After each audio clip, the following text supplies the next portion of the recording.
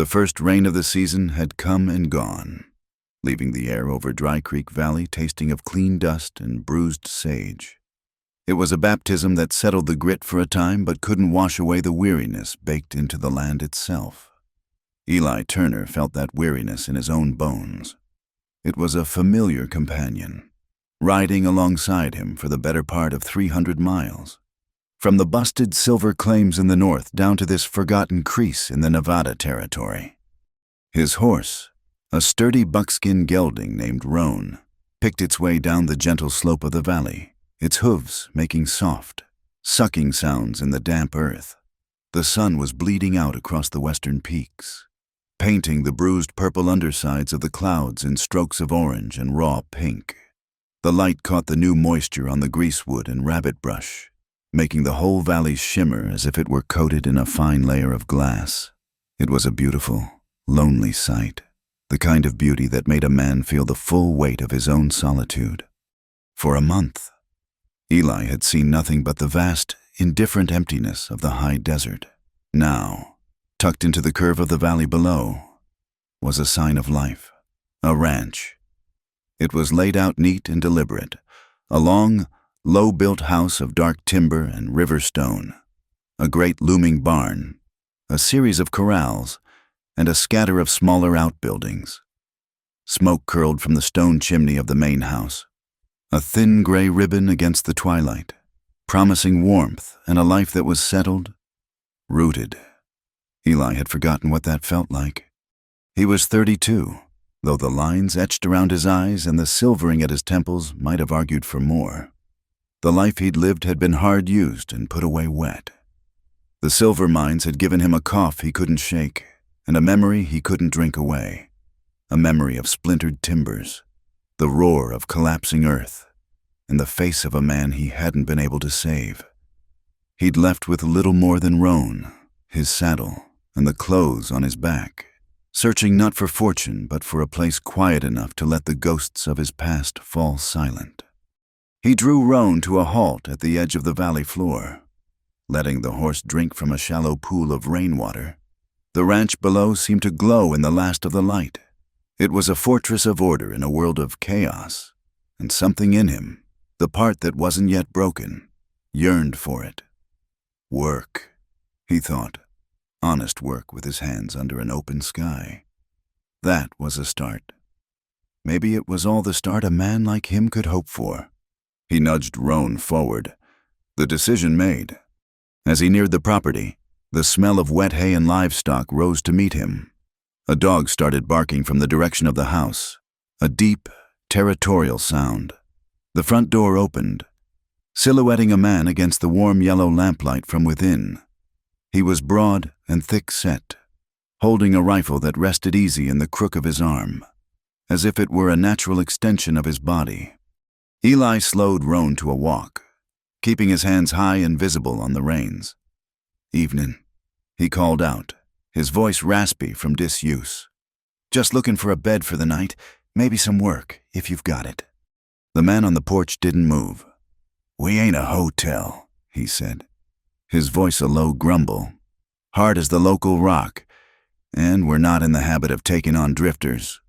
Eli stopped a respectful distance away. He swung down from the saddle, his tall frame unfolding with a tired grace. He stood plain in the open, letting the man see him for what he was, a man at the end of his rope, but not a dangerous one. "Name's Eli Turner. I can handle horses, mend fence, work cattle.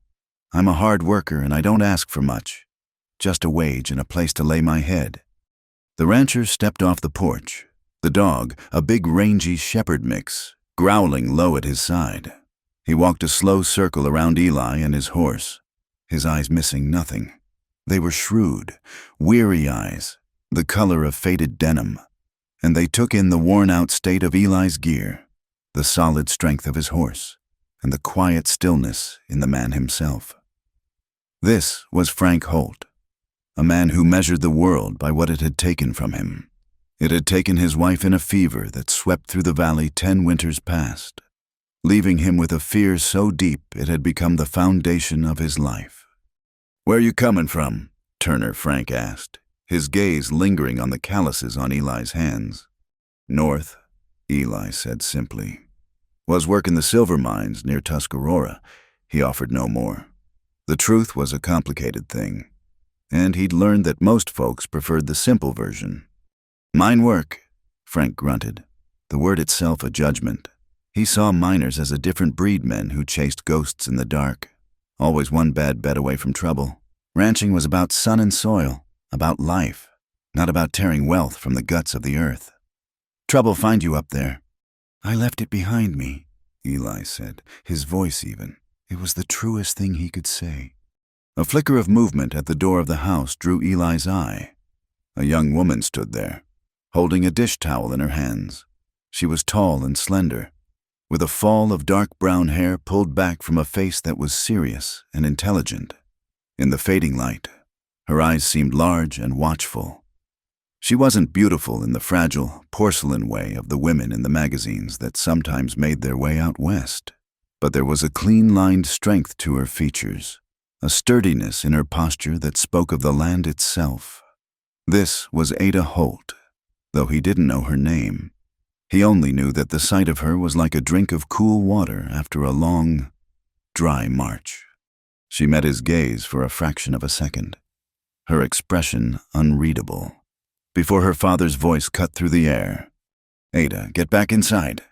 She didn't flinch, but a subtle tension entered her shoulders. She gave her father a look that was not quite defiance, but certainly not meek obedience, before she turned and disappeared back into the warm light of the house, closing the door softly behind her. The exchange was brief, but it told Eli a story of a daughter who was loved, and a father who loved by holding on too tight. Frank Holt turned his full attention back to Eli, his face set like granite. My daughter's got no business with strangers. Yes, sir, Eli said, his gaze dropping to the muddy ground. I meant no disrespect. They stood in silence for a long moment, the only sounds the tired breathing of the horse and the low whine of the dog. Frank was wrestling with himself. The rains had come early, which meant the cattle would start moving up toward the high meadows sooner than expected. He was 2 hands short, and the last man he'd hired had a greater thirst for whiskey than for work. This stranger, Turner, looked like he was running from something, but he also looked like he knew what a full day's labor felt like.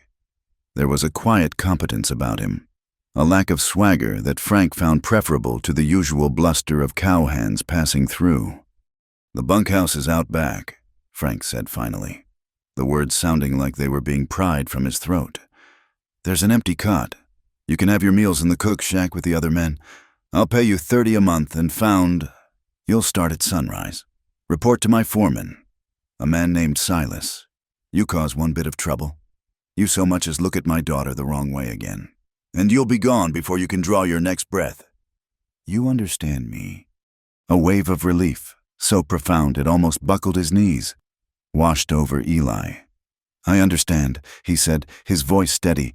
Thank you, Mr. Holt. You won't regret it. We'll see about that, Frank muttered, already turning back toward the house. See to your horse. Supper's in an hour. Eli watched him go, the rifle still held at the ready, the dog trotting at his heels. He was a hard man, a man walled in by his own grief, but he was a fair one. That was more than Eli had hoped for.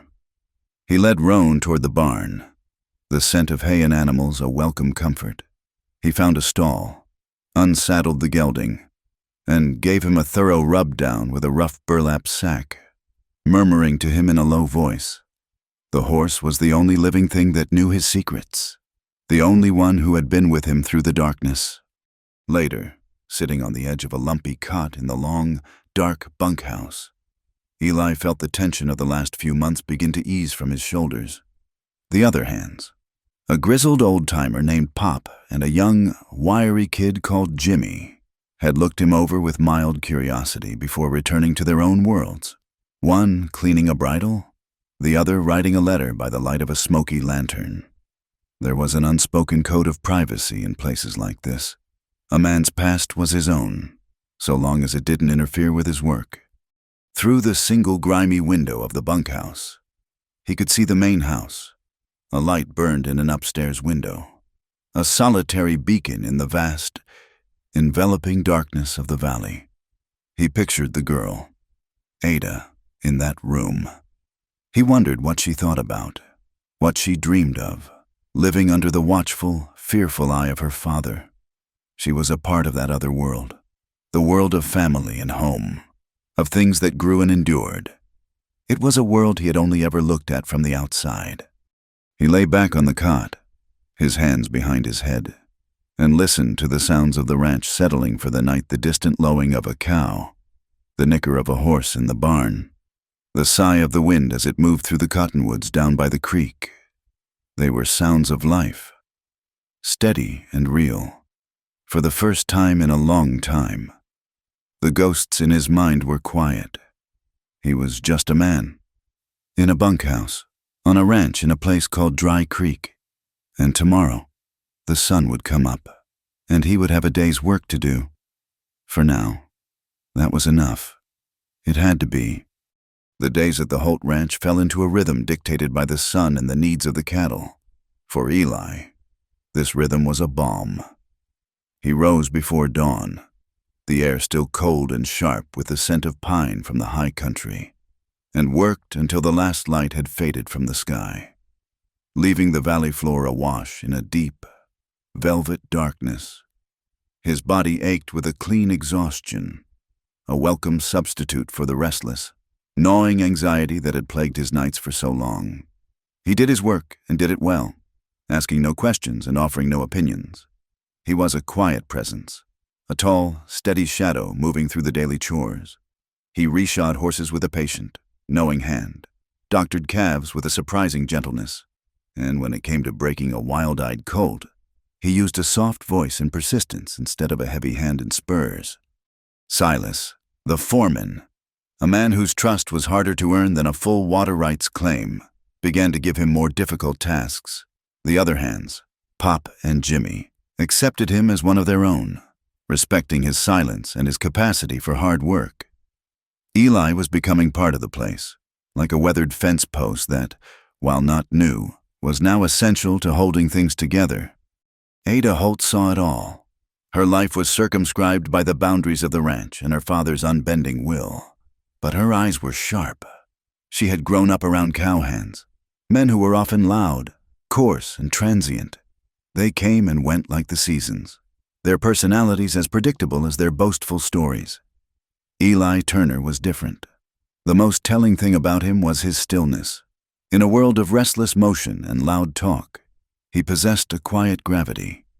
She would watch him from the porch as he sat alone in the evenings, not drinking or gambling with the others, but simply looking out at the mountains as if he were trying to read a story written on their stony faces.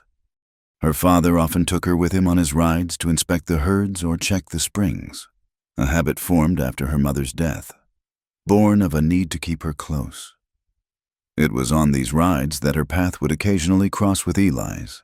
The encounters were brief, dictated by the business of the ranch, a report on a sick steer, a question about a downed section of fence. Frank Holt was always there, a silent, watchful barrier between them. Yet, in those fleeting moments, Ada began to piece together the man behind the silence. One morning, they found him working on the mechanism of a windmill that had seized up. He was perched high on the wooden frame, his back to the rising sun, his movements economical and precise. Frank grunted a greeting, figured that pump was busted for good. Eli looked down, wiping grease from his hands with a rag. The main gear just slipped its track. Mr. Holt should have it drawing water again in an hour. He glanced at Ada, who sat on her mare a few feet away, and gave a slight, almost imperceptible nod. "Mornin', Miss Holt." "Good morning, Mr. Turner," she replied, her voice clearer than she intended. "No need for you to be up there risking your neck," Frank said, his tone clipped. "I pay you to push cattle." "A thirsty cow ain't worth much," Eli said simply, turning his attention back to the gears. The statement was plain fact, but it also served as a quiet rebuttal, a demonstration that he saw the whole of the work, not just the part he was assigned. Ada felt a small spark of admiration. He did not argue or defend himself. He just stated a truth and let it stand. Their first real conversation happened a week later, by the creek that gave the valley its name. Ada was letting her horse drink when she saw him downstream, methodically rebuilding a section of the bank that the recent rains had eroded. He worked with stones from the creek bed, fitting them together with the patience of a stonemason. She dismounted and walked toward him, the hem of her riding skirt dusting the damp earth. "My father didn't tell you to do that," she said. It wasn't an accusation. He placed a heavy, flat stone into position before looking up at her. His eyes were a startlingly clear shade of gray, like a winter sky. "No, ma'am, but the bank's going to keep falling away if it's not shored up. Come next spring's runoff, you'll lose this whole stand of cottonwoods." She looked at the trees, their leaves shimmering silver green in the sunlight, and then back at him. "You notice things." He shrugged, picking up another stone. A man alone learns to pay attention to the way the world fits together, or falls apart. The words hung in the air between them, imbued with a weight that went far beyond creek beds and erosion. She felt an urge to ask him about the world he had seen, about the places that had left such a deep quiet in him, but she held her tongue. It felt like trespassing on sacred, sorrowful ground. Instead, she asked, "Why did you leave the mines?" He paused, his hands still. He looked not at her, but at the running water, as if the answer might be found there. "I discovered I prefer working in the sunlight," he said at last. His voice was low, and for the first time, she heard a note of profound weariness in it, a sound like stone grinding on stone. The fragile bridge of conversation between them was slowly being built, plank by plank. In these stolen moments, they spoke of horses, of the way a good mount could read a rider's mind. They spoke of the land, of the unforgiving beauty of the desert and the hidden resilience of the things that grew there. And one afternoon, they spoke of freedom. Ada was mending a saddle blanket on the porch when Eli came to the well for a bucket of water. He nodded to the book lying beside her. "Another story from back east?" She looked down at the novel, its pages filled with tales of ladies in fine drawing rooms, their lives a constellation of balls and social calls. "It's like reading about another planet," she said with a small, wry smile. "Their biggest worry is choosing the right dress." "Nothing wrong with having easy worries," he said. "Haul in the dripping bucket from the well." "Isn't there?" she challenged softly. "Maybe it's better to have worries that matter. At least then you know you're alive." She looked out at the vast, open valley, a place that was both her home and her cage. Out here, a woman is either a wife or a daughter. The lines are drawn for you before you ever learn to hold a pencil. Eli leaned against the stone wall of the well. Considering her words, "I reckon everyone's got fences around them of one kind or another. Miss Holt, the trick is finding the gate." He said it not as a piece of wisdom, but as a simple observation. And then he picked up his bucket and walked away, leaving her to ponder the truth of it. The world outside the ranch, however, was not content to leave them in peace. A month after Eli's arrival, Frank Holt made his weekly trip to Dry Creek for supplies and mail. The town was little more than a dusty street with a general store, a saloon, a blacksmith, and a church. But it was a hub for news and gossip carried in by freighters and travelers. As Frank was loading sacks of flour into his wagon, he overheard a conversation between two men who had just come down from the northern mining camps. They spoke of a disaster at the Tuscarora mine, a support timber that had given way, causing a collapse that had taken the life of a shift foreman.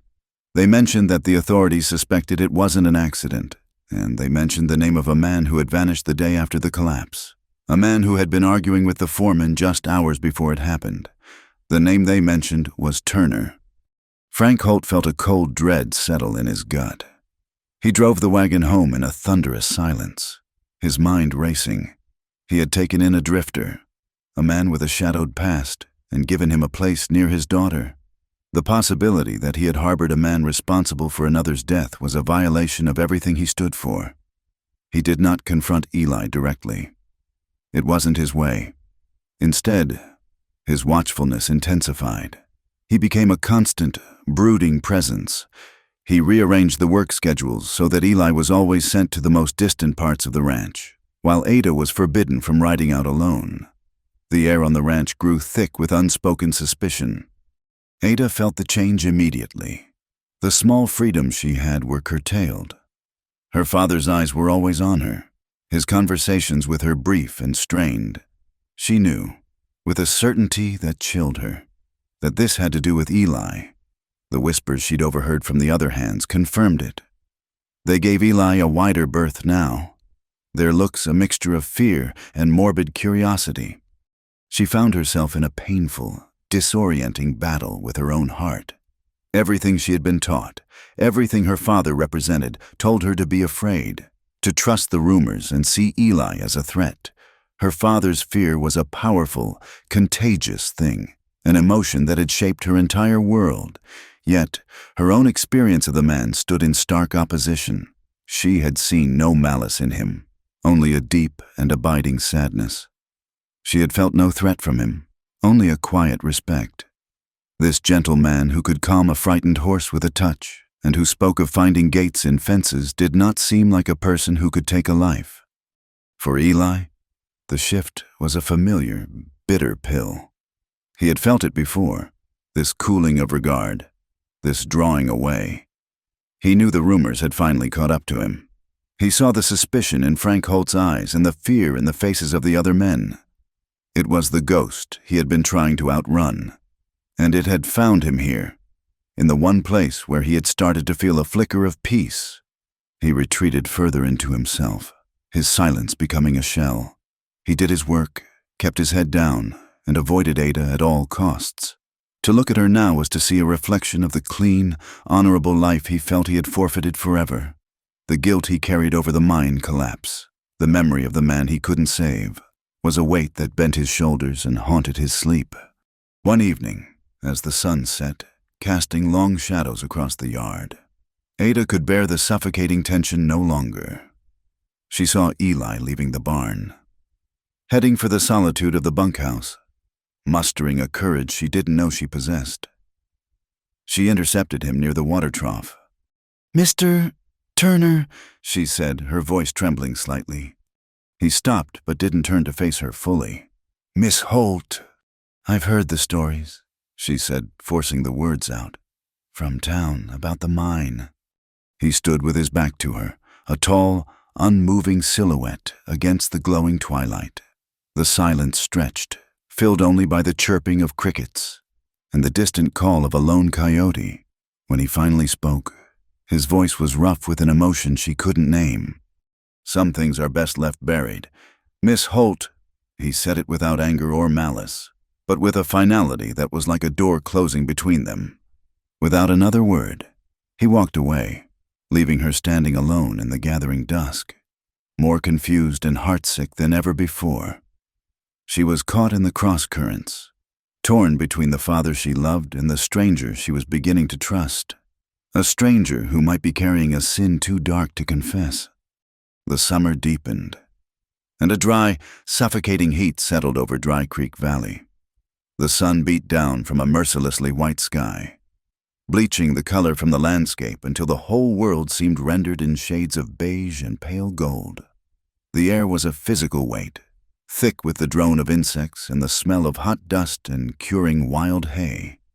The creek shrank to a listless trickle between its banks, and the cattle stood motionless in the scant shade of the junipers, too weary to even flick their tails at the buzzing flies.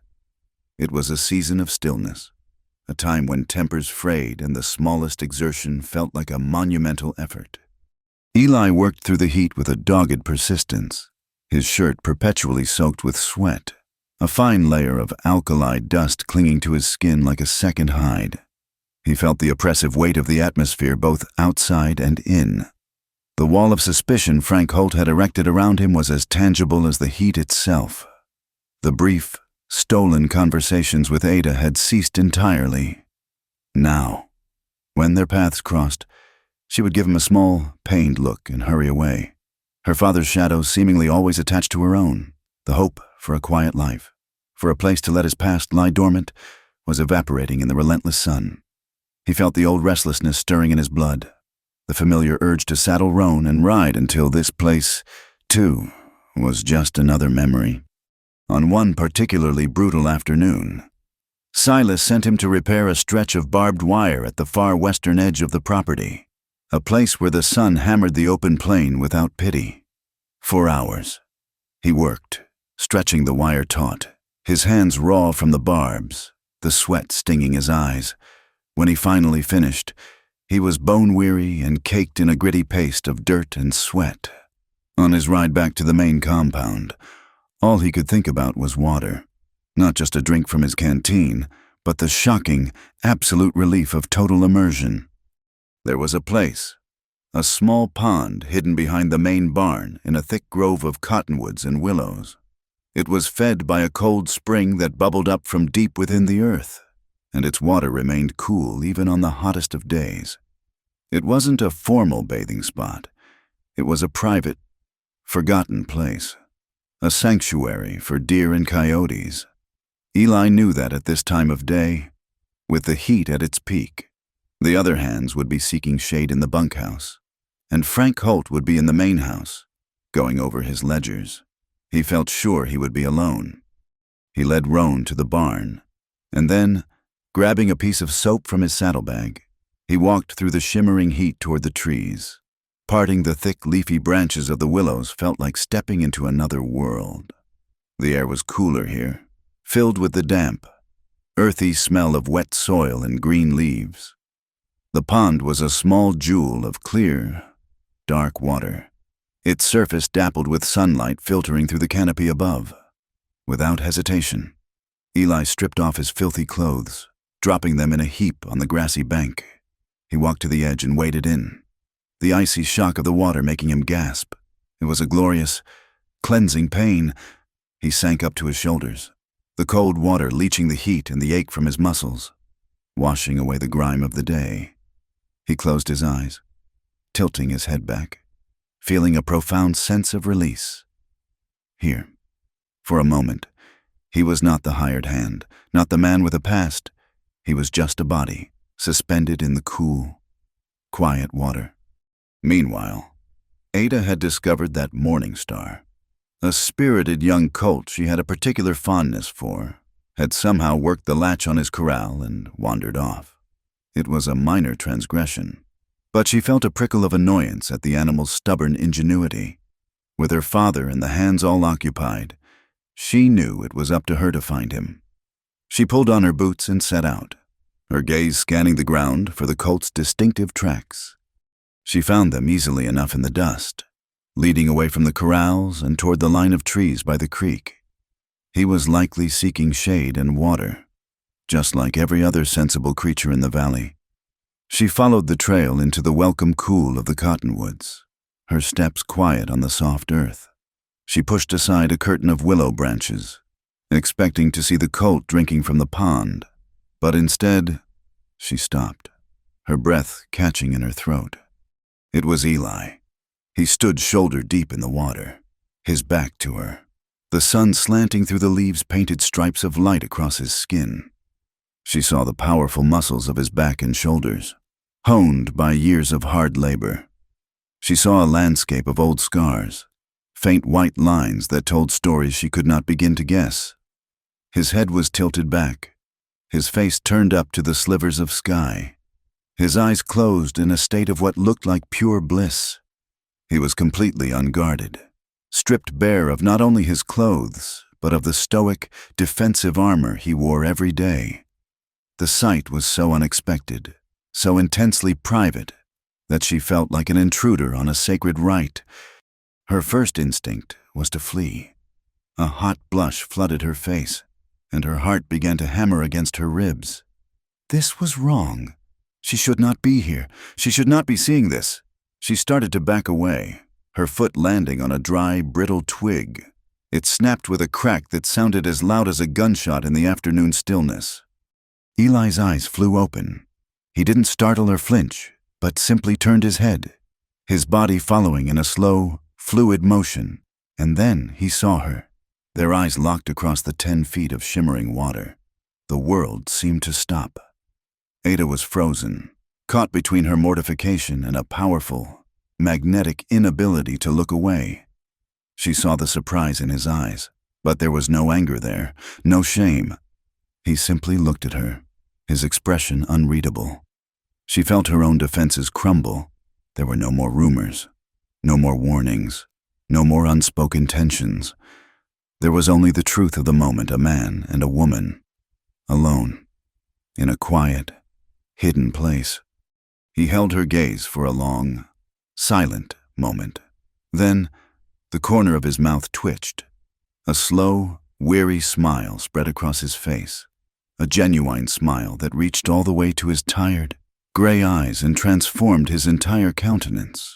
It was the first time she had ever seen him truly smile, and it was devastating. He did not move to hide himself. He stayed where he was, a quiet offering of vulnerability, an act of profound and unspoken trust. He accepted her presence, and in doing so, he disarmed her completely. His voice, when he spoke, was low and calm, touched with a gentle, gravelly humor that cut through the charged silence. "If you're gonna watch, miss," he said softly, "might as well tell me your name." The words were a quiet thunderclap. He didn't know her name. After all this time, all the glances and the few shared conversations, he had maintained a respectful, formal distance. He was not asking for an introduction. He was acknowledging the strange intimacy of the moment, inviting her to step across the line of formality with him. The simple, unexpected question shattered the last of her composure. She couldn't answer. A strangled sound escaped her lips. She turned, her face burning with a heat that had nothing to do with the sun, and fled back through the trees, her heart pounding a wild, frantic rhythm. She did not stop until she reached the relative safety of the main yard, where she saw Morningstar contentedly chewing on the leaves of her mother's rose bush. She seized his lead rope, her hands trembling, her mind a chaotic whirl of images and sensations, the glint of sun on water, the sight of his scarred back, the astonishing warmth of his smile, and the sound of his voice, asking for her name. That evening, she moved through her chores in a daze. At the dinner table, her father's talk of cattle prices and dwindling water supplies was a meaningless drone. All she could see was Eli's face. All she could hear were his words.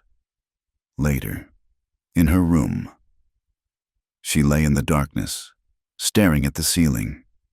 Sleep and impossibility.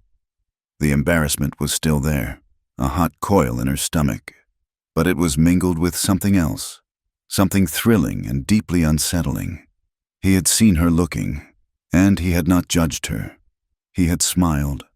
In that one moment, he had trusted her more than anyone ever had. He had let her see him, truly see him, and the image was now burned into her memory. Out in the bunkhouse, Eli lay on his cot, listening to the familiar snores of the other men. He had watched her run, a fleeting vision of tangled brown hair and a crimson blush. After she was gone, a sound had bubbled up from his chest, a sound so foreign he barely recognized it. It was a chuckle, low and rusty from disuse, but it was real. The sheer, unscripted humanity of the moment had cracked something open inside him. For years, he had felt like a ghost, a man defined by a single, tragic event. But today, in the eyes of the rancher's daughter, he had been something else. He had just been a man in a pond, on a hot day, who had been caught unawares. And the lightness that came with that feeling, the simple, unburdened relief of it, was more intoxicating than any whiskey.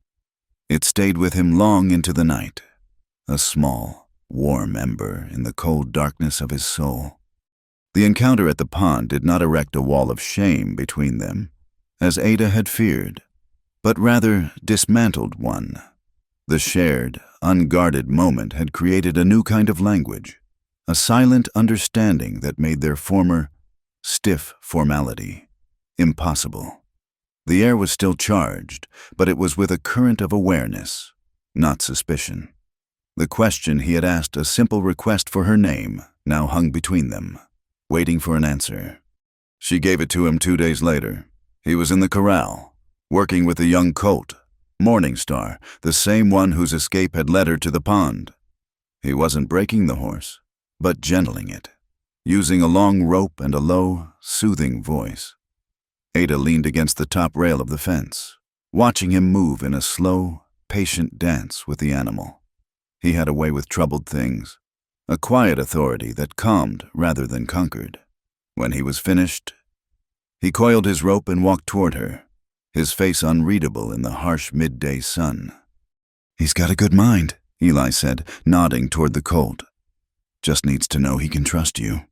"I know the feeling," she replied softly. She took a breath, her heart a steady, determined beat. "It's Ada." He stopped, his gaze meeting hers. A flicker of something surprise, gratitude passed through his gray eyes. He gave a slow nod. The gesture weighted with unspoken meaning. "Ada," he repeated, testing the name on his tongue as if it were a rare and valuable thing. "It's a good name."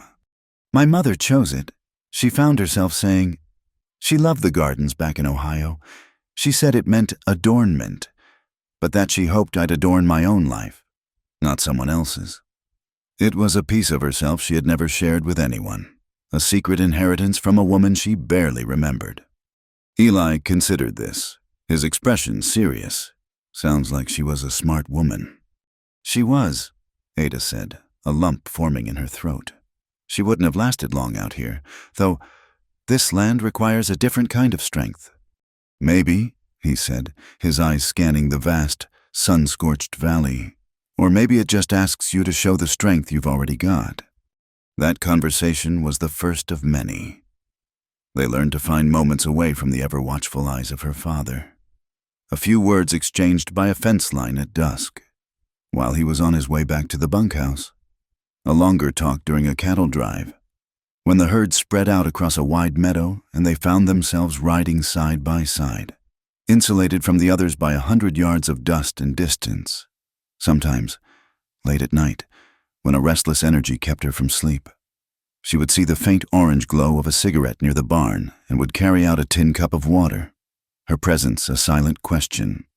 He would talk then, his voice low and raspy in the moonlight, never about the mines or the trouble he was running from, but about the places he had seen, the towering, silent forests of Oregon, the great red canyons of Utah, the endless star-filled skies over the plains. In his stories, Ada found the freedom she craved. He spoke of a world without fences, a life lived according to the compass of one's own heart, and she drank it in like a woman dying of thirst. He was the embodiment of the open spaces she could only see from her window. He had made his own way, for good or ill, and she began to see her own life not as a fixed point, but as a place from which a journey could begin. Her love for him grew not out of a girlish fantasy, but from a deep, soul-level recognition. He was real in a way that the heroes in her novels were not. His strength was quiet, his sorrows were deep, and his kindness was a rare, hard-won thing. For Eli, Ada became the image of a life he had thought was lost to him forever. She was not a fragile doll. She had a fierce intelligence and a resilient spirit that he admired more than he could say. But she also possessed a fundamental goodness, an untarnished quality that felt to him like a cool spring in the middle of the desert. When he was with her, the ghosts of his past seemed to recede. The guilt that was his constant companion lessened its grip. She saw him not as a fugitive or a failure, but simply as a man. To be seen that way by her was a kind of redemption, a grace he felt he had done nothing to earn. This feeling terrified him as much as it sustained him. To want something so pure when his own hands felt so dirty seemed like the worst kind of trespass. But love is a fire that does not hide its light for long. Frank Holt, a man attuned to the slightest shift in the emotional weather of his home, saw the change in his daughter. He saw the new light in her eyes when she came back from a ride, the way her gaze would drift toward the bunkhouse in the evenings. He saw the way she lingered a moment too long when Turner came to the house for instructions. He did not need to see them together to know what was happening. His daughter, the only precious thing he had left in the world, the person he had built his entire fortress of rules and vigilance to protect, was giving her heart to a rootless drifter with a shadow of death hanging over him. His fear, always simmering just beneath the surface, boiled over into a cold, hard rage. It was the ultimate betrayal of his protection. He had let the wolf into the fold, and now it was preying on his lamb. He waited for a day when the seasonal rains returned, a gray, miserable afternoon when the hands were confined to the barn, mending tack.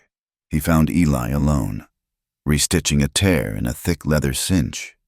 Frank stood in the wide doorway of the barn, a dark silhouette against the gray, falling rain. "Turner," he said, his voice flat and devoid of emotion. Eli looked up, his hands stilling their work.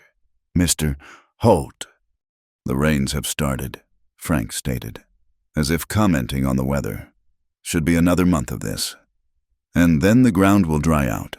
He paused, letting the weight of his words settle in the quiet, hay-scented air.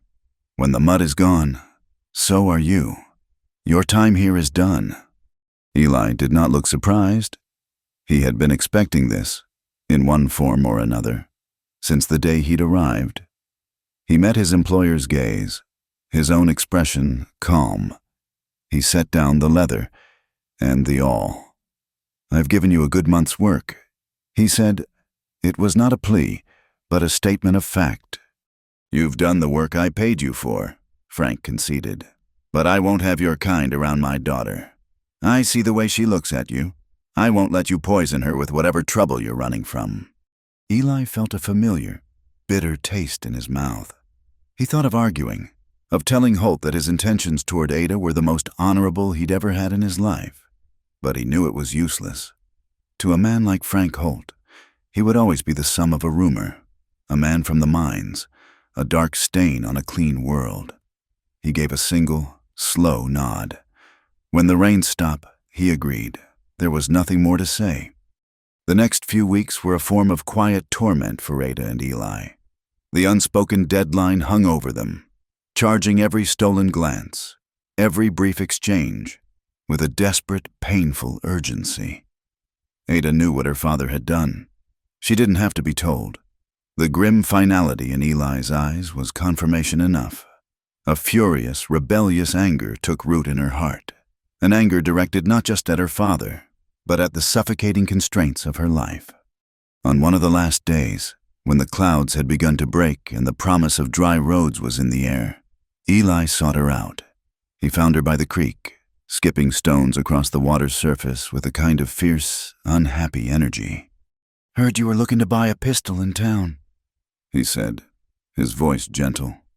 She turned, surprised. "The storekeeper talks too much." She looked down at her hands. "With you leaving, with everything, I just thought a woman alone ought to know how to protect herself." "You're right," he said. He was holding a heavy Colt revolver, its metal a dull gray in the afternoon light. It was his own. But buying a gun is the easy part. Knowing how to use it, that's something else. Come with me." He led her to a secluded clearing, a place of crumbling rock and stubborn sagebrush where they would not be seen or heard. He set up 3 empty tin cans on a flat-topped boulder 50 feet away. Then he turned to her and held out the gun. "But first, it's heavy," he said. "You need to feel the weight of it. Respect it. Don't ever point it at anything you don't intend to shoot." Her hand trembled as she took it. It was heavier than she had imagined. A cold, solid piece of metal that felt both alien and powerful in her grasp.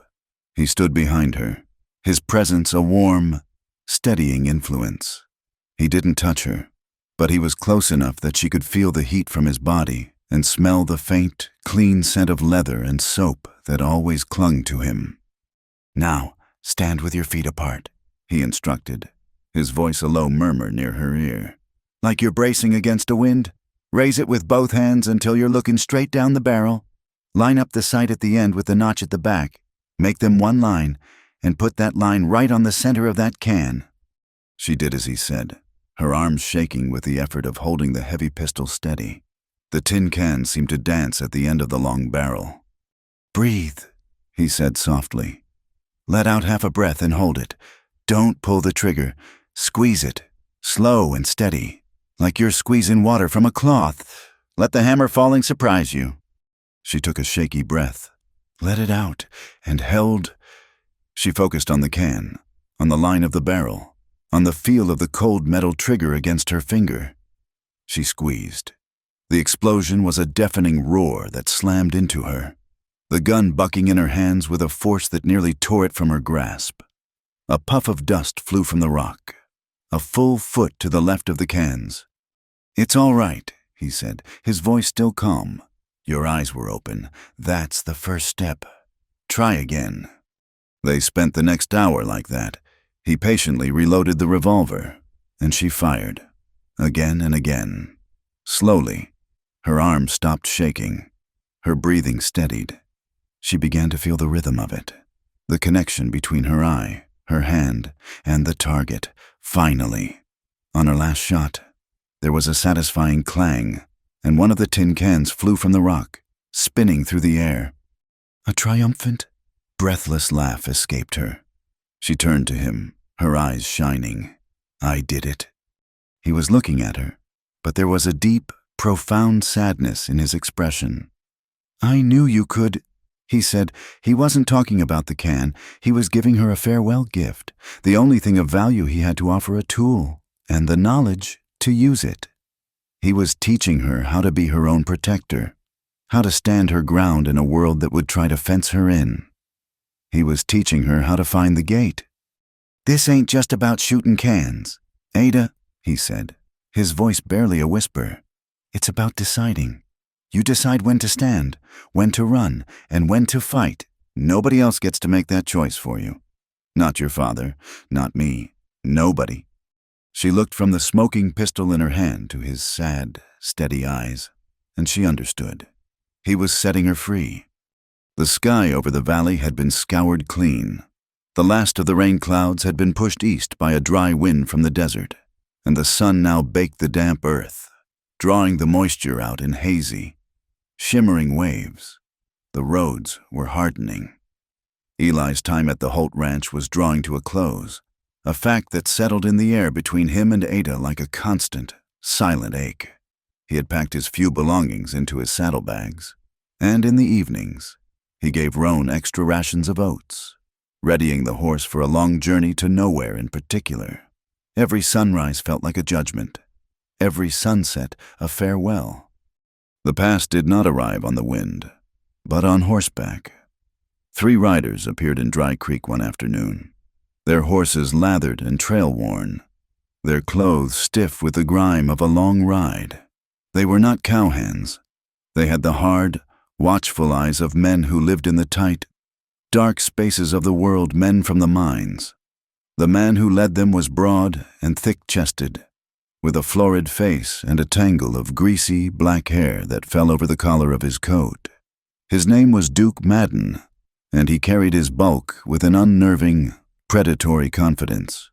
The 2 men who flanked him were thinner, quieter, and seemed to exist only as extensions of his will.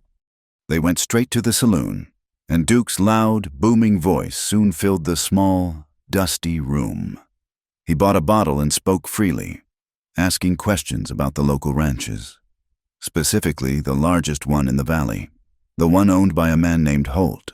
He mentioned he was looking for an old acquaintance, a man he'd worked with up in Tuscarora, a tall fellow, quiet, good with his hands, a man named Turner. The name, spoken in that room, was like a stone dropped into a still pond. The whispers that had been circulating for weeks now found a new, authoritative source, the bartender, a man whose business was the collection and dissemination of gossip. Confirmed that Turner was indeed working for Frank Holt. A flicker of dark satisfaction passed across Duke Madden's face. He bought another bottle, and then, leaving his men to their whiskey, he rode out of town, his direction clear, Frank Holt was inspecting a newborn calf in the home pasture when he saw the lone rider approaching. He did not recognize the man, but he immediately disliked the arrogant way he sat his horse. Frank's hand rested on the stock of the rifle that was always in its scabbard on his saddle. He was not a man who welcomed uninvited guests. Duke Madden reined in his horse a few feet away, his eyes taking in the scope of the ranch with an appraiser's greed. "You must be Frank Holt," he said, his voice a slick, overly familiar baritone. He smiled, but the expression did not touch his cold, calculating eyes. "Name's Duke Madden. I was just passing through town and heard you might be employing a man I used to know. Man by the name of Eli Turner." Frank's face hardened. "What's your business with him?" "Oh, no business of mine anymore," Duke said with an easy wave of his hand. "I just feel a certain civic duty. You might say, see, there was some trouble back at the mine where we worked. A bad business, a cave-in, a good man, a foreman, lost his life." He leaned forward on his saddle horn, lowering his voice to a conspiratorial murmur. "The thing is, Mr. Holt, it wasn't an accident. And the last man seen arguing with the foreman, the man who disappeared right after it happened, well, that was our Mr. Turner." Every word was a hammer blow, confirming Frank's deepest fears. The vague rumor was now a solid, damning accusation, delivered by an eyewitness. He felt a hot surge of shame and rage. He had been a fool. He had let this man, this killer, sleep on his land, eat at his table, work his cattle, and worst of all, he had let him get close to Ada. The thought was a physical sickness in his stomach. "I'm only telling you this for your own good," Duke continued, his tone dripping with false sincerity. "A man like that, who knows what he's capable of, especially with a family to protect. A daughter, I hear." That was the final, twisting turn of the knife. Frank's vision seemed to narrow, his world shrinking to the single, burning point of his own failure as a protector. He gave Duke a curt, jerky nod, his jaw so tight it ached. "I thank you for the information. Mr. Madden, I'll take care of it." "I was sure you would," Duke said, his smile widening. He tipped his hat and wheeled his horse around, riding away with the satisfied air of a man who has successfully planted a fuse and lit it. Frank did not move for a long time. He stared at the spot where Duke had been, his mind a maelstrom of fury.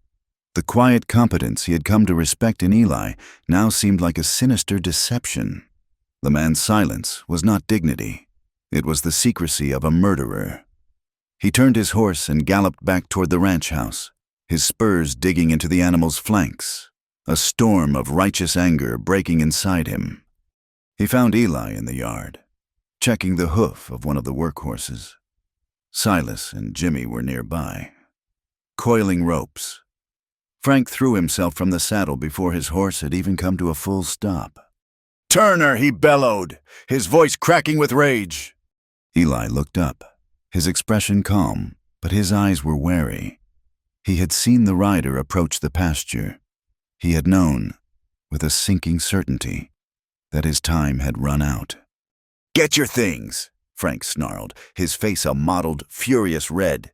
"Get off my land, now!" Silas and Jimmy froze, their eyes wide.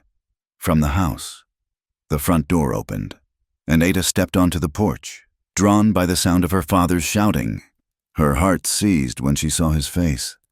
"Mr. Holt," Eli said, his voice low and steady as he slowly stood up. "I believe I have another week's wages coming." "Wages?" Frank laughed, a harsh, ugly sound. "You're lucky I don't send for the sheriff. A man was just here, a man from the Tuscarora mine. He told me everything, about the foreman, about the cave-in. You're a murderer. Turner, a damned killer. And I've had you sleeping under my roof." The accusation, shouted across the yard, struck Ada with the force of a physical blow.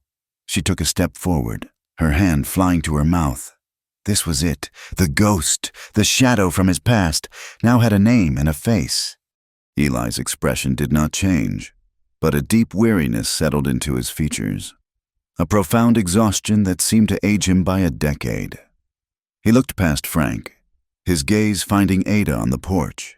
He saw the shock and the pain in her eyes, and his own heart felt as though it were being crushed in a vice. "I didn't kill anyone," he said, his voice quiet but carrying in the tense silence. He wasn't speaking to Frank anymore. He was speaking to her.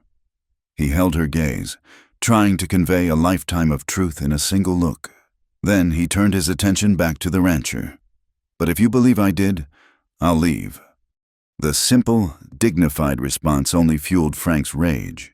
He saw it as a trick, a refusal to engage, an admission of guilt through silence. "Oh, you'll leave. All right," he spat. "Silas Jimmy escort Mr. Turner to the property line. Make sure he doesn't have a change of heart." "Father." "No," Ada cried, running down the steps of the porch and into the yard. She came to a stop in the space between the two men, her body a trembling line of defiance. "You can't just believe a stranger. You don't know that man. You don't know anything about him." "Ada, get back in the house," Frank commanded, his voice shaking with fury. "This is not your concern." "It is my concern," she insisted, tears welling in her eyes as she turned to face him. "You're sending away a good man because of a rumor you haven't even asked him for his side of it. You've just decided he's guilty." "I've decided to protect my daughter from a killer," he roared, his face contorted. "Something you seem incapable of understanding. Now go inside before I have Silas drag you there." The threat, the raw, unbridled anger in his voice, stunned her into silence. She looked from her father's enraged face to Eli's still, sorrowful one. She saw the chasm between their two worlds, a gap too wide for her to bridge. Her heart broke. The love she felt, the trust she had so carefully built, was being torn to shreds by her father's fear. Eli gave her a look, a final, silent message of regret and farewell. Then, without another word, he turned and walked toward the barn to get his horse. His movements were deliberate, unhurried. He was a man accepting his fate, a man who had been through this before. Silas and Jimmy exchanged an uneasy look, then fell into step behind him, their expressions grim. Ada watched him go. A sob caught in her throat. She felt a profound, shattering sense of loss. He hadn't fought. He hadn't defended himself. He had simply looked at her, denied the charge in a voice that rang with truth, and then accepted his exile. She felt as though the most important part of her life was being ripped away, and she was powerless to stop it. She stood in the dusty yard, tears streaming down her face, until the three figures, the banished man and his reluctant guards, disappeared from view, leaving behind only the crushing weight of her father's victory and the ruin of her own heart. Eli rode in silence, flanked by the two grim-faced hands. Silas and Jimmy were not cruel men, and they took no pleasure in their task. They walked their horses on either side of him, their rifles held loosely but ready, their gazes fixed on the horizon as if to avoid looking at the man they were exiling. The air was heavy and thick, charged with a metallic scent of impending rain. By the time they reached the weathered wooden sign that marked the northern boundary of the Holt Ranch, the sky had turned the color of a deep bruise, and a low, distant rumble of thunder echoed off the valley walls. "This is as far as we go." "Turner," Silas said, his voice gruff with discomfort. He pulled a worn leather pouch from his pocket. "The boss is a hard man, but he ain't a thief. This is what you're owed." Eli took the pouch, the weight of the coins a final, bitter severance. He looked back once in the direction of the ranch house, now hidden by the rolling contours of the land. He saw only an empty landscape under a threatening sky. He nodded to the two men. "I wish you well," he said simply. There was no anger in his voice, only a vast, hollow weariness. He nudged Roan forward, leaving the Holt Ranch behind him. He had not gone more than 100 yards when the first fat drops of rain began to fall, spattering in the dust. The road ahead curved around a dense stand of cottonwoods and willows, the same grove that sheltered the spring-fed pond. As he approached the trees, a primal instinct, honed by years of navigating dangerous places, made the hairs on the back of his neck stand up. He slowed Roan to a walk, his hand dropping to rest on the butt of the Colt holstered at his hip. The air was too still. The birds had fallen silent. He was a breath away from pulling the horse off the road when Duke Madden's voice boomed from the shadows of the trees. "Well now, Turner, don't you look like a dog somebody just kicked out into the rain?" Duke stepped out from behind a large cottonwood, a shotgun held loosely in his hands. His two thin companions materialized from the brush on the other side of the road, each holding a pistol. They had him in a perfect crossfire. "Madden," Eli said, his voice flat. He kept his hands in plain sight, one on the reins, the other resting on his thigh, inches from his gun. "I figured you wouldn't be able to let it lie." "Let it lie," Duke chuckled. A wet, ugly sound. "You're the last loose end. My friend. The very last. You see, the foreman. He found out about the extra silver we were packing out. Got a conscience." "He did. Threatened to go to the owners." Duke's face darkened, the mock pleasantry falling away to reveal the raw malice beneath. "So we had to have an accident. And you were the perfect man to take the fall. The quiet man nobody knew, the man who argued with him that very morning. It was a gift, but now you're here, and my generosity has its limits." The sky split open. A jagged fork of lightning illuminated the scene in a stark, blue-white flash, followed an instant later by a deafening crack of thunder. The rain began to fall in earnest, a driving, blinding torrent. In that instant of chaos, Eli moved. He threw himself sideways out of the saddle, pulling his Colt as he fell. He hit the muddy ground hard, the impact jarring his bones, but he came up firing. A pistol shot rang out from his left, the bullet whining past his ear. He returned fire. A quick, instinctive shot toward the muzzle flash. A man screamed, a high, thin sound that was swallowed by the roar of the storm. The world was a blur of motion and noise. The thunder was a constant barrage now, almost indistinguishable from the gunshots. Rain plastered his hair to his face and streamed into his eyes. He scrambled for the cover of a rocky outcrop, the mud sucking at his boots. Duke's shotgun boomed, a deafening explosion that sent a spray of rock chips and dirt stinging into Eli's cheek. He felt a searing, white-hot pain rip through his left shoulder, and his arm went numb. He stumbled, catching himself against the wet stone, his vision swimming. He had been hit, gritting his teeth against the wave of agony. He peered around the rock. The second of Duke's men was moving through the trees, trying to get a better angle. Eli raised his Colt with his good arm, his hand slick with rain and blood. He waited for a flash of lightning. When it came, it lit the gunman's form for a split second. Eli fired. The man grunted, staggered back, and fell into the undergrowth. Now it was just Duke. "You always were a tough man to kill," Turner Madden yelled, his voice a furious bellow over the storm. "But your luck's run out." Eli could hear him crashing through the brush, trying to circle around his position. He was losing blood, a warm, sticky tide soaking his shirt and running down his side. A wave of dizziness washed over him. He knew he had to move. He pushed himself away from the rock and stumbled deeper into the grove of trees, his only thought to find better cover, to put some distance between himself and the shotgun. He crashed through the willows, his legs leaden, his breath coming in ragged gasps, and then his feet found the soft, waterlogged earth of the pond's edge, and he collapsed, his side scraping against the rough bark of a cottonwood tree. Back at the ranch, Ada was a prisoner in her own home. Her father had ordered her to her room, his face a mask of cold, unassailable authority. She had obeyed, not out of submission, but because she could not bear to look at him. She stood at her window, watching the storm break over the valley, her heart a cold, heavy knot in her chest. Every rumble of thunder sounded like a drumbeat of doom. She kept seeing Eli's face, the deep hurt in his eyes when her father had accused him. "I didn't kill anyone."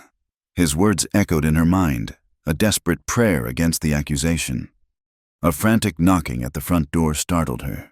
She heard her father's heavy footsteps, the door creaking open, and then the panicked, breathless voice of Jimmy, the young ranch hand. "Mr. Holt, it's Turner. We heard shots just after we left him, down by the cottonwoods. Sounded like a war broke out. Silas sent me back to get you. He's gone to see what's what." Ada's blood ran cold. The thunder hadn't been just thunder. It had been gunfire. All the vague fears and anxieties of the past hour coalesced into a single, terrifying certainty. Eli was in danger. Duke Madden, the man from the mine. He hadn't just come to spread a rumor. He had come to finish a job. Without a second thought, she turned and ran from her room, down the stairs, and past her father and Jimmy, who stood frozen in the hallway. "Ada, where do you think you're going?" her father yelled, his voice a mixture of anger and alarm. "I'm going to him," she called back, not breaking her stride. She ran out the back door and into the maelstrom. The rain hit her like a physical blow, soaking her dress and hair in seconds. She didn't care. She ran for the stables, her boots slipping in the mud, her mind a frantic loop of prayer. "Please be alive! Please be alive!" She saddled her mare, her hands shaking but her movements sure and practiced. She led the frightened horse out into the storm and swung into the saddle. "Ada, I forbid you to go," her father shouted, running from the house toward her. "It's too dangerous." She looked down at his terrified, rain-streaked face. For the first time in her life, she felt no fear of his anger, only a profound, aching pity. His fear had blinded him. His fear was a cage, and she was done living in it. "He needs me," she said, her voice clear and strong over the wind. And with that, she dug her heels into the mare's sides and galloped out of the yard, leaving her father standing helpless in the downpour. The ride was a nightmare. The wind tore at her, and the rain came down in sheets, reducing visibility to a few yards. The mare stumbled and slid in the thick mud, but Ada urged her on, her own terror giving her a reckless courage. She rode for the cottonwood grove, the place she knew he would have to pass. As she drew closer, she saw Roan, Eli's horse, standing riderless at the side of the road, his head drooping, his reins tangled in a sagebrush. A wave of nausea and fear so intense it nearly buckled her swept through her. She dismounted and plunged into the trees, calling his name, her voice a thin, desperate cry against the fury of the storm. "Eli, Eli, where are you?" She stumbled through the thick undergrowth, branches clawing at her dress, her face wet with rain and tears. She saw a shape on the ground, the still form of a man, and her heart stopped. But as she drew closer, a flash of lightning revealed a face she didn't know. She pushed onward, deeper into the grove, toward the hidden pond. And then she saw him. He was slumped at the base of a great cottonwood on the far side of the water, the same spot where he had sat to dry himself that hot afternoon. He was so still. His head was bowed, and one arm was pressed tight against his side, his shirt a dark, sodden mass of red and brown. The rain was washing the blood from his wound, creating a faint pinkish halo in the muddy water at his feet. She splashed through the shallow edge of the pond, her legs feeling like lead. She fell to her knees in the mud beside him, her hands hovering over him, afraid to touch him, afraid of what she might find. "Eli," she whispered, her voice breaking. His head moved, a slow, pained motion. He lifted his face, and his gray eyes, clouded with pain, found hers. A flicker of disbelief, of wonder, passed through them. "Ada," he rasped, his voice a dry rustle. "You shouldn't be here." "I'm not leaving you," she said, the words a fierce, unbreakable vow. She reached out and gently touched his face, her fingers tracing the line of his jaw. the sight of his blood, of his life, seeping into the muddy ground, broke the last dam of her restraint. The fear, the love, the anger at her father, it all poured out of her in a single, desperate torrent. She wrapped her arms around his uninjured shoulder, pulling his head against her chest, holding him as if she could protect him from all the pain in the world. The rain beat down on them, plastering her hair to his cheek. "I'm not afraid of him anymore," she sobbed, her words muffled against his wet hair. "I'm only afraid of losing you." In the chaotic aftermath of the storm, Ada's desperate cries were finally answered. Silas, the foreman, found them by the pond, his face a grim mask in the flickering light of his lantern. He had seen the two dead men on the road and had feared the worst. Seeing Eli alive, though badly wounded, was a relief that cut through his shock. Together, they managed to get Eli onto Silas's horse. Ada rode beside them, one hand on Eli's back as if her touch alone could keep him tethered to the world of the living. It was a slow, agonizing procession back to the ranch, a journey through a world washed clean and utterly transformed by the violence of the storm and the violence of men. Frank Holt met them in the yard. The sight of his daughter, soaked to the bone and covered in mud and a stranger's blood, holding onto the slumped figure of the man he had banished, broke through his armor of anger and fear. He saw not a killer, but a wounded man. He saw not a defiant child, but a woman who had ridden into a storm to save a life. The rigid certainties that had governed his world crumbled into dust. Without a word, he helped Silas carry Eli into the house, not to the bunkhouse, but into the main house, into the spare room that had been his wife's sewing room, a room that had been kept shuttered and silent for 10 years. For 2 days, Eli hovered in a gray world between life and death.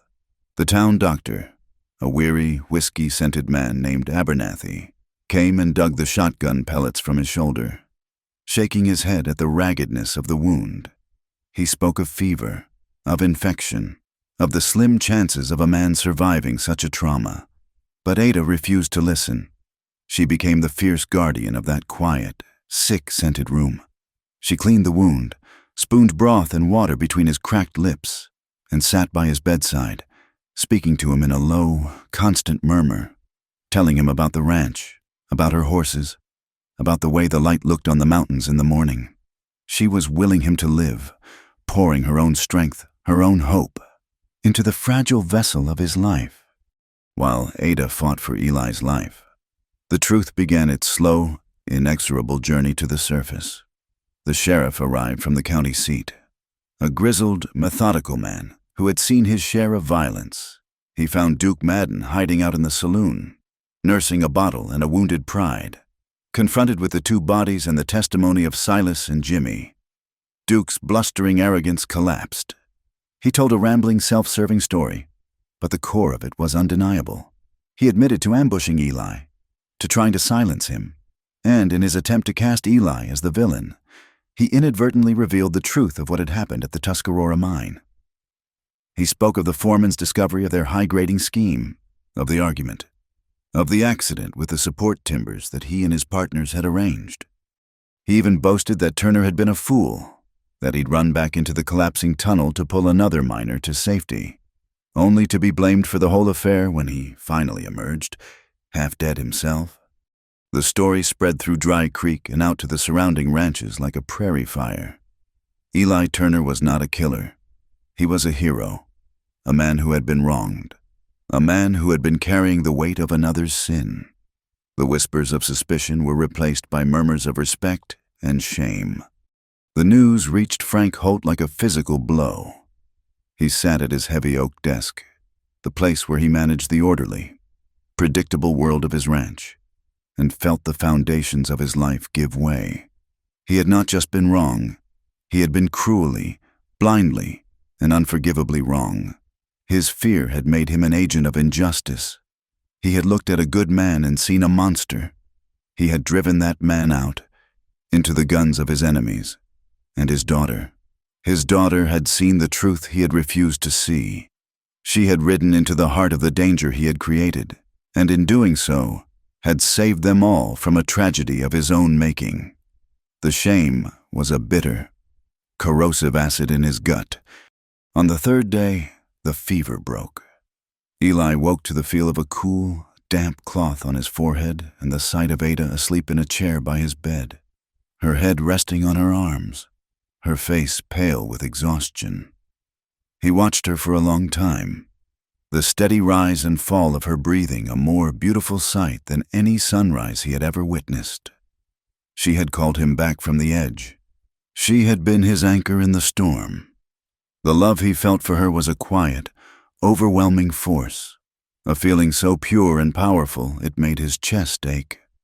When she finally stirred and opened her eyes, she found him watching her. A slow, radiant smile spread across her face, a smile of such profound relief that it brought tears to her eyes. "You came back," she whispered. "You were calling me," he said, his voice a hoarse rasp. Later that day, there was a quiet knock at the door. Frank Holt stood in the doorway, his hat in his hands, his face etched with a deep, weary sorrow. Ada stood up, a protective instinct rising in her, but Eli gave a slight shake of his head. She nodded and slipped out of the room, leaving the two men alone. Frank walked to the window and stood for a long time, looking out at the valley. His back to the bed, the silence in the room was immense, filled with the weight of everything that had happened between them. When he finally spoke, his voice was thick with an emotion Eli had never heard from him before. "The sheriff came. That man, Madden. He told them everything." He paused, his broad shoulders slumping as if under an invisible weight. "He said you went back into the collapse, that you saved a man's life." Eli said nothing. There was nothing to say. Frank turned from the window, his eyes finally meeting Eli's. The hard, judgmental certainty was gone, replaced by a raw, painful vulnerability. He looked like a man who had come face to face with the ghost of his own soul and been found wanting. "You saved her," he said, his voice cracking. "She rode out into that storm, into gunfire, because of me, because of my fear, and you were there." He took a ragged breath. "I owe you her life." It was the most honest, most difficult thing he had ever said. It was an apology, a confession, and an admission of a debt that could never be truly repaid. Eli looked at the proud, broken man standing before him. He saw not an enemy, but another soul wrestling with his own ghosts. "You don't owe me anything, Mr. Holt," Eli said, his voice quiet but clear. "You love your daughter. That's all the reason there is." The simple act of grace, the absence of accusation, seemed to break something in Frank. He nodded, unable to speak, and then he turned and walked out of the room, closing the door softly behind him. An understanding had passed between them, a quiet, masculine acknowledgement of pain and error, and the terrible, beautiful price of love. In the weeks that followed, as Eli slowly regained his strength, a new, fragile peace settled over the ranch. But it was the peace of an ending, not a beginning. The valley, once a potential sanctuary, was now a landscape of painful memories. For Ada, it was the place where her father's fear had nearly cost her everything she held dear. For Eli, it was the place where his past had finally caught up to him in a storm of blood and rain. They both knew, without having to speak of it, that they could not stay. Their future, if they were to have one, lay somewhere else, on the far side of the horizon. One cool, clear morning, when the last of the summer heat had given way to the first crisp hint of autumn, they made their decision. They were sitting on the porch, watching the sun climb over the eastern peaks. "I've been thinking," Ada said, her voice soft, "about what you said, about finding the gate." Eli looked at her. Her face was turned toward the open country, her expression serious and full of a new, quiet determination. And he prompted gently, "I think the gate isn't on this ranch," she said. "I think it's out there. Somewhere." She turned to him, her eyes clear and direct. "I can't be my father's daughter anymore. Eli, not in that way. I have to be myself, and I think I can only do that if I leave." He knew she was right, and he knew he could not ask her to come with him. His life was an unknown road, a path with no destination, but he also knew, with a certainty that settled deep in his bones, that he could not bear to leave her behind. "Ada," he began, his voice rough with emotion, "the life I've got, it ain't much. It's just a horse and a saddle and whatever lies at the end of the trail." She reached out and took his hand, her fingers lacing through his. Her touch was warm and strong. "Then it's the same as mine," she said, a small, brave smile touching her lips. "A horse and a saddle, and whatever lies at the end of the trail. As long as we're on it together." Their departure was not a secret flight in the dead of night, but a quiet, deliberate leave-taking in the pale, misty light of dawn. The decision, once made, had settled over the ranch with the quiet finality of the first winter snow. There were no more arguments, no more ultimatums. The storm had washed away the foundations of the old world, and in its place was a landscape of quiet sorrow and unspoken truths. The evening before they were to leave, Ada found her father in his study, the room where he charted the course of his life on ledgers and maps. He was not working, merely sitting in his large leather chair, staring at a small, silver-framed photograph of his late wife. He looked smaller in the lamplight, the iron strength that had defined him eroded by grief and regret, leaving behind a man who looked simply tired. Eli stood in the doorway, a silent, supportive presence, but he knew this was a conversation that belonged to Ada and her father. She walked into the room and stood before the desk, not as a child asking for permission, but as a woman stating her intention. "We're leaving in the morning, Father," she said, her voice soft but unwavering. Frank Holt did not look at her. He continued to gaze at the photograph, his thumb stroking the smooth silver of the frame. "I know," he said, his voice a low rumble. "Silas told me you asked for extra rations to be packed." He finally lifted his eyes, and in their depths, Ada saw not anger, but a profound and desolate sadness. "He is a good man. Ada, I was wrong about him, but his world is... It is not this one. It is a world of hard roads and uncertain shelter." "It is the world I choose," she answered simply. "You taught me to be strong. You taught me to ride, to understand the land, to face things head-on. You just never thought I would face you." A flicker of pain crossed his face. "All I ever wanted was to keep you safe." "I know," she said, and her voice softened with a genuine, aching love. "But safety isn't the same as living." Mother would have understood that. The mention of his wife was the final key that unlocked his heart. He looked from the photograph to his daughter's face, seeing the same fierce, loving spirit in her that he had first loved in her mother. He finally understood that to hold her here would be to break that spirit, to put her in a cage, no matter how gilded. True protection, true love, was to let her go. He stood up and walked to a heavy wooden chest in the corner of the room. He lifted the lid and took out a small, sturdy leather pouch and a beautifully tooled saddle, one that was finer and lighter than the one she normally used. "This was your mother's saddle," he said, his voice thick. "She brought it with her from Ohio. She wanted you to have it when you were old enough." He placed it on the desk, the leather gleaming in the lamplight. Then he handed her the pouch. It was heavy with coins. "This is not for him," he said, looking past her to where Eli stood. "This is for you. A woman needs her own way in the world. Always." Tears welled in Ada's eyes. It was not a bribe to stay, but a blessing for her journey.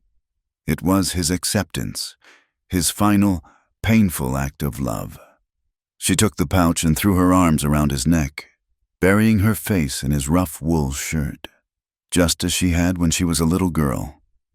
He held her tight for a long moment, his whole body trembling with the effort of his composure. When they finally broke apart, he looked at Eli, The two men stood for a moment in silent communion. No words were needed. Frank gave a single, stiff nod, a gesture that conveyed a world of meaning, a transfer of trust, an acknowledgement of his own failure, and a silent plea to keep her safe. Eli returned the nod, his own expression solemn, accepting the weight of the unspoken promise. They left as the first hint of gray was softening the edges of the black night sky. A thick mist had settled in the valley, clinging to the ground and muffling all sound, so that the creak of their saddles and the soft thud of the horses' hooves seemed like the only noises in a sleeping world. Ada rode her mother's horse, a fine-boned, intelligent mare that moved with a graceful, easy gait. Eli rode Roan, his steady, dependable companion. They had packed light, carrying only what was essential bedrolls, a sack of food, a rifle, and the few personal treasures that tethered them to the lives they were leaving behind. As they rode past the main house, a single lamp was burning in the window of the study. A figure stood on the porch, a dark, solitary shape against the warm light. Frank Holt did not wave. He simply stood and watched as his daughter, the last and most precious part of his life, rode out of his world and into her own. Ada did not look back. She could not. To look back would be to invite a sorrow too great to bear. She fixed her eyes on the road ahead, a pale, misty ribbon disappearing into the unknown. They rode in a comfortable silence for the first hour, letting the horses pick their way up the gentle slope that led out of the valley. The mist swirled around them, cool and damp on their faces. It felt like they were moving through a dream. The familiar landmarks of the ranch, a gnarled juniper tree, a distinctive rock formation, the distant line of a fence appearing as ghostly shapes in the grayness before being swallowed up again. It was a world being unmade and remade with every step. For Eli, the silence was filled with a sense of quiet wonder. For years, his departures had been solitary, driven by ghosts and guilt. He had always been running from something. Now, for the first time, he was riding towards something. He glanced at Ada, at her straight-backed silhouette in the saddle, her face serene and focused. She was not a prize he had won, or a refugee he was rescuing. She was his partner, a woman who had met his gaze across a pond, who had ridden into a storm for him, who had chosen this road as freely and completely as he had. The feeling of her presence beside him was a profound and grounding thing, a quiet joy that settled the last of the restless spirits in his soul. As they reached the crest of the valley, the sun finally broke through the eastern peaks. The mist below them began to burn away, revealing the whole of Dry Creek Valley, a green and brown tapestry spread out under a sky that was rapidly turning from pale rose to a brilliant, crystalline blue. The Holt Ranch was a neat, miniature world in the distance, a place of order and memory. They stopped their horses, not to look back in longing, but to look forward at the vast, open country that stretched before them. The land rolled on, a seemingly endless expanse of plains and mountains and wide, empty sky. It was a world of immense possibility and immense loneliness. Eli looked at the horizon, a deep sense of peace settling over him. The weight of the past had been lifted, not erased, but transformed into the kind of scar that builds strength rather than weakness. He was a free man, in a way he had never been before. He turned to Ada, a slow, genuine smile touching his lips, the kind of smile she had first seen at the pond. His voice was quiet, a low murmur in the vast stillness of the morning. "I reckon the West's still wild enough for us. Ada." She looked at him, her own eyes shining with the light of the new day. She saw no shadows in his face, only the man she had come to love, the man who had shown her where to find the gate. She reached across the space between their horses and took his hand, her grip firm and sure. A laugh, clear and unafraid, bubbled up from her heart. "Then let's see what's waiting beyond the dust." Thank you for listening to our story tonight. We'd love for you to comment with where you're listening from. so we can all connect and share our thoughts. And please subscribe to our channel Wild West Night, like this video, and support us further by pressing the hype button so this story can be heard by more people.